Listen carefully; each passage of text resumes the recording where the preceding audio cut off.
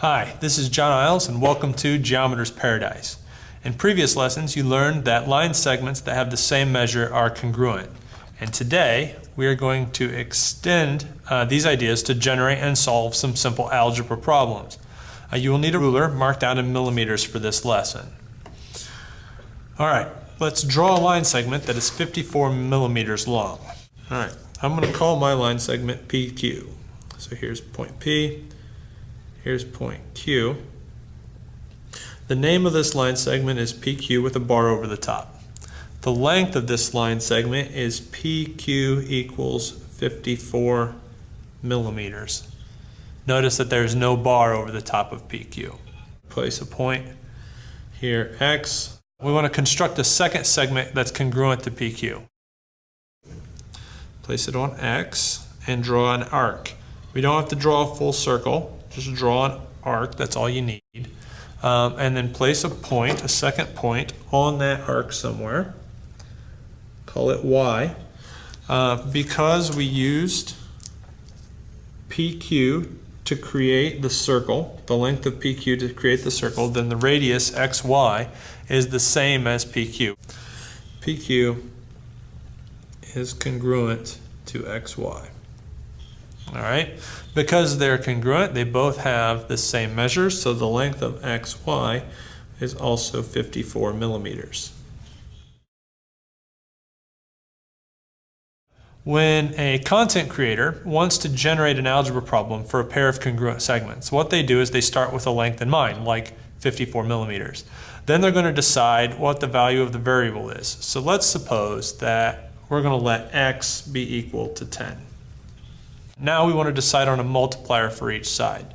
So I'm going to suppose that PQ is going to be equal to 4 times X plus something. I don't know what that is yet. Okay? And I'm going to let XY be equal to, I don't know, make up a number, 6. Suppose it's 6. So 6 times X plus something. Now, the key is that both PQ and XY have to equal 54. So this has to be equal to 54. This has to be equal to 54. Well, we know what X is, right? X is 10.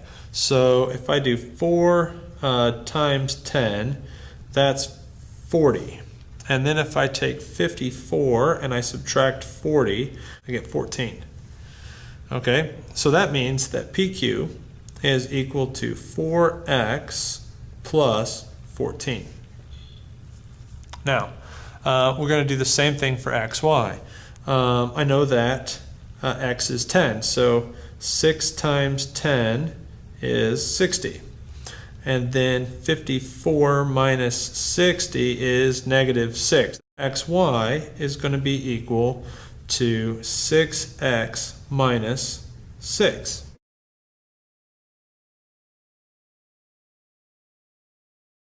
Okay, then you'll write 4x plus 14, and you'll write 6x minus 6. And then off to the side you'll say, find x. And then hand this to a classmate. They'll solve for x, and when you plug it back in, you should get the measure of the line segment. For example, I would write 4x plus 14 equals 6x minus 6, because PQ is congruent to XY. And then I'll subtract 4x from both sides. I'll get 14 equals 2x minus 6. This is the subtraction property of equality. I subtracted 4x from both sides. Okay, and then I'm going to add 6 to both sides. That's going to give me 20 equals 2x.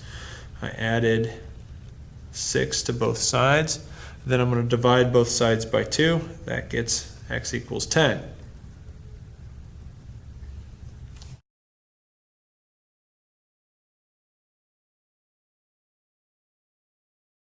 Okay.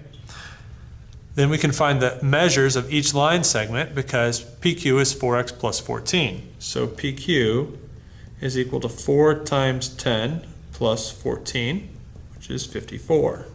And xy is equal to 6 times 10 minus 6, which is 54. So both PQ and XY have the same measure. They're congruent, which is what we expected from the beginning. In class, you're going to generate and share a number of algebra problems based on the lengths of congruent line segments with your classmates. In our next video, you will learn how to generate algebra problems for congruent angles. This is John Isles, and thanks for watching.